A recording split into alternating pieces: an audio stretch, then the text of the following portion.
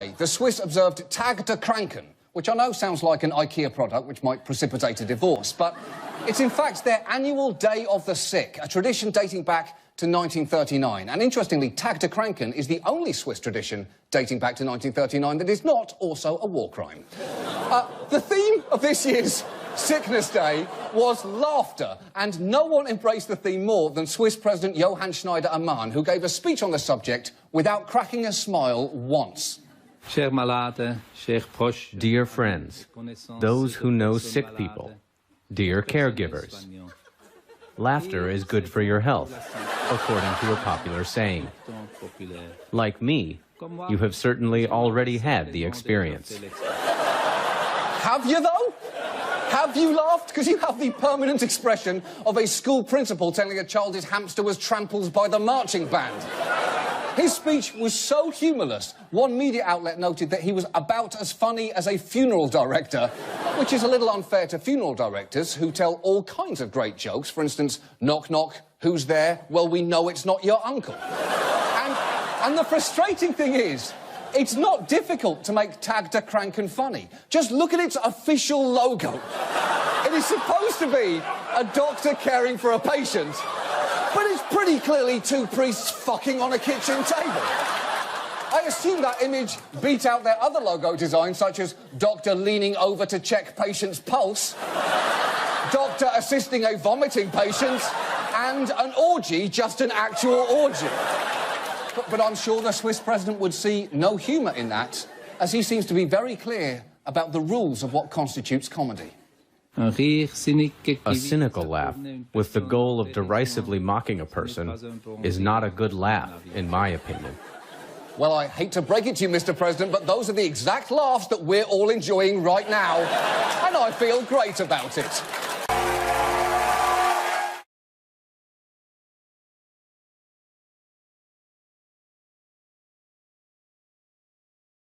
So let's move on for now to Queen Elizabeth II, the only becrowned woman who acts more entitled than a bride at her bachelorette party.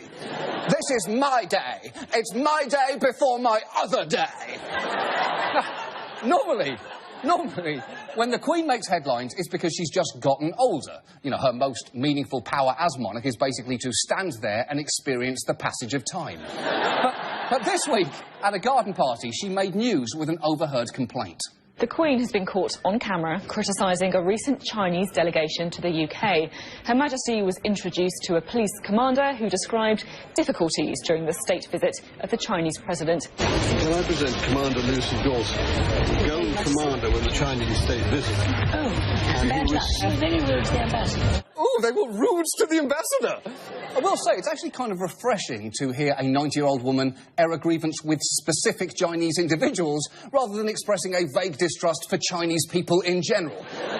But this story became a surprisingly big deal, with experts even delving into the physics of how the Queen had been overheard. The thing with the royals is, sometimes you hear them, sometimes you don't. There seems to have been a sort of perfect storm yesterday. The Queen was under a plastic umbrella, which acted to amplify her words. Oh, yes, of course. The classic problem of unintended sound amplification. We haven't heard this much from the Queen since she had surgery and had to wear one of those big plastic cones around her neck. But other people were more interested in examining why the Queen was so upset. In the Queen's defence, she is only saying, and the police officer is saying what was widely reported at the time, which was Chinese officials and Chinese security at the Chinese embassy were pretty high-handed in the way they were treating British police, British diplomats and officials, acting, in the words of one observer, as if they owned the place. Oh, that is a little rich coming from an English person, because for about 300 years that was Britain's entire military policy. How should we engage the enemy, sir? Well, I suppose we'll just march in and act like we own the place.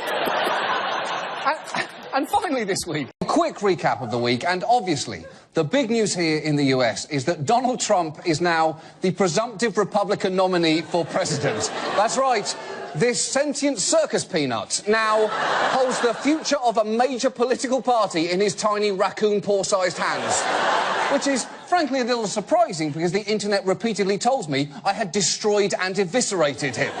Why would they say that if it wasn't true? But look, if you are feeling depressed, about the current state of this election, let me give you some perspective from the Philippines. The world's Rorschach test. I see an upside-down feather and my father's disappointment. Their presidential election takes place tomorrow, and the current frontrunner is Rodrigo Duterte, and he is a colourful character, to say the least. Rodrigo Duterte is far from your average politician. His off-the-cuff remarks are legendary.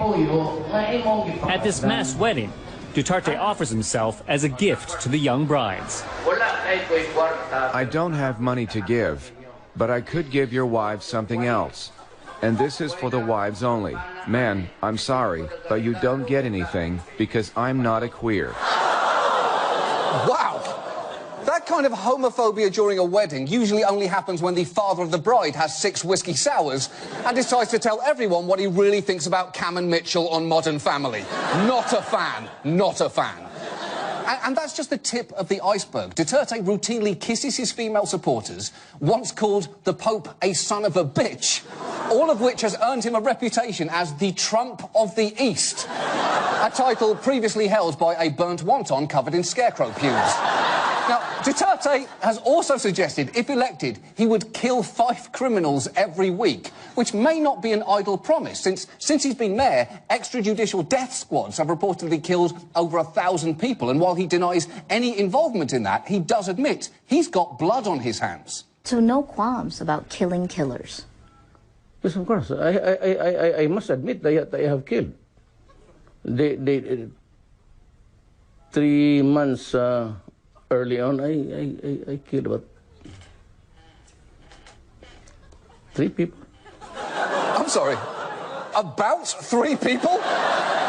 That's not good. Not knowing how many people you've killed is like not knowing how many Vicodin you took. If you don't know the exact number, the answer is way too fucking many.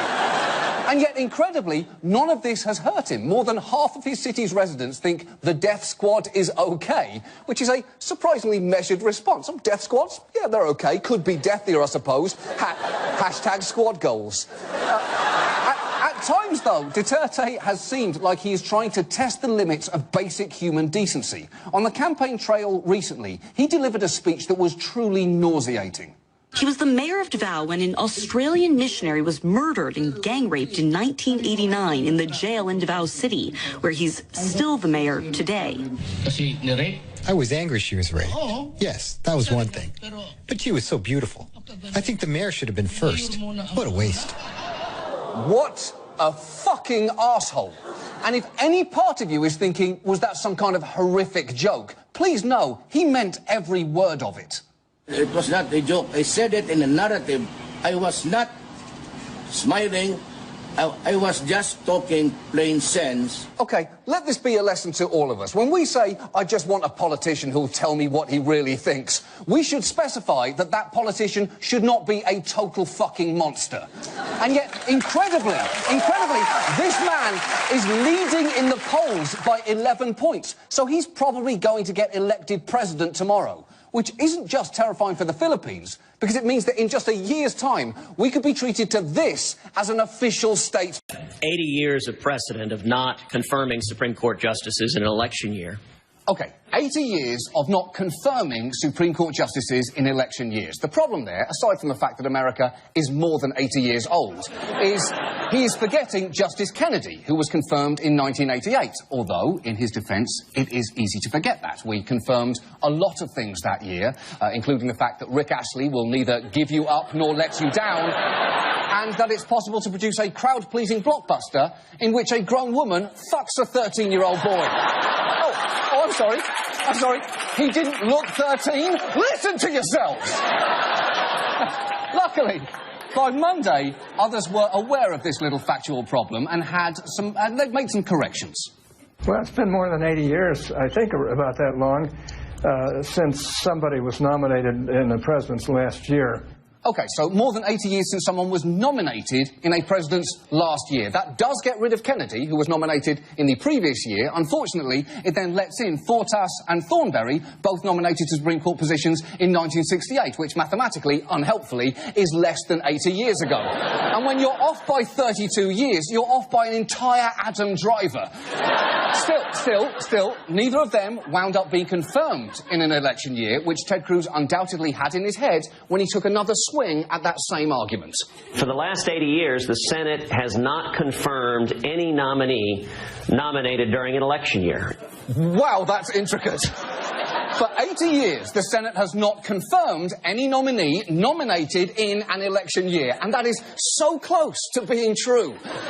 Unfortunately, it ignores Justice Brennan, nominated in 1956, and Justice Murphy, nominated and confirmed in 1940. So even by your own arbitrary 80-year time frame, there are between 1 and 5 exceptions to your own precedent. You're basically a baker going, oh, don't worry, there are no nuts in that. Except for walnuts, cashews, almonds, peanuts, and the stray pistachio. Shit, I'll get my EpiPen. Now, to be fair to Republican lawmakers, they were under increasing pressure not to capitulate this week when a group called the Judicial Crisis Network started releasing ads targeting them. It's we the people. Sometimes the politicians forget that. The Supreme Court has a vacancy, and your vote in November is your only voice. This isn't about Republicans or Democrats. It's about your voice. You choose the next president. The next president chooses the next justice. No! The current president chooses the next justice. We still have a current president that we chose. And I hate to sound like your dad here. I hate to sound like your dad. But you can't open a new precedent when we've got a perfectly good president already open. Finish the old president first. We actually thought something looked a little odd about that ad, so we checked, and it turns out that the people in it are not actual people, they are stock footage people. Here is the construction worker, whose clip is available for $199. Here is adorable African-American family portrait, and here's Asian family in front of home, comma, portrait. And if you are going to use stock clips, there are so many more interesting ones out there. How about this footage of a man creepily listening to a dangerous seashell? Or this frankly bizarre clip of business people congratulating each other while an emotionless serial killer stares you down in the foreground? Or this one, whose actual title is Skeleton Disagrees with His Wife About the Issue. That's real. All of those clips are available, and that is the problem. If you use stock footage for a We the People ad, anyone can use those exact same people to make the exact opposite point. Please enjoy. We are the American people, and we deserve to have our voices heard. Whether we are construction workers, a generic Asian family, a team of doctors laughing over your cancer diagnosis, an unattended baby surrounded by pigeons, or a baboon on a cell phone.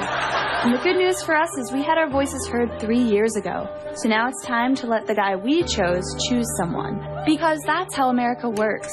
So please respect the will of the people, whether we're a businessman on a swing, a witch who appreciates the magic of autumn, or again, a baboon on a cell phone who is now relaying a message. The point is,